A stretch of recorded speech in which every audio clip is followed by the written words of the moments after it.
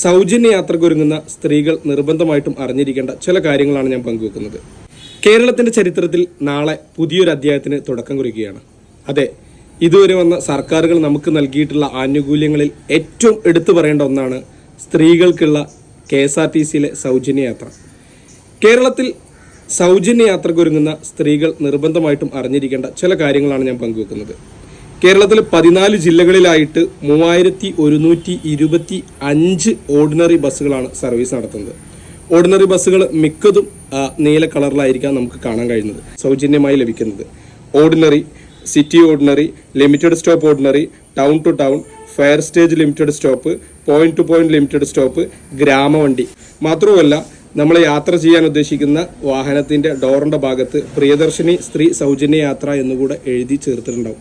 ഇതിൽ പ്രത്യേകം ശ്രദ്ധിക്കേണ്ട ഒരു കാര്യം, നാളെ 8:30 മുഖ്യമന്ത്രി ഈ ഒരു പദ്ധതി ഉദ്ഘാടനം ചെയ്യുന്നത്. 9 മണിക്ക് ഓരോരോ ഡിപ്പോകളിൽ MLA-മാരും മറ്റു മന്ത്രിമാരും ഒക്കെ ആയിട്ട് ഉദ്ഘാടനം ചെയ്യുന്നുണ്ട്. ശേഷമാണ് തീർത്തും കേരളത്തിൽ സ്ത്രീകൾക്ക് മൊത്തമായിട്ടും സൗജന്യ യാത്ര അനുവദിക്കപ്പെടുകയുള്ളൂ.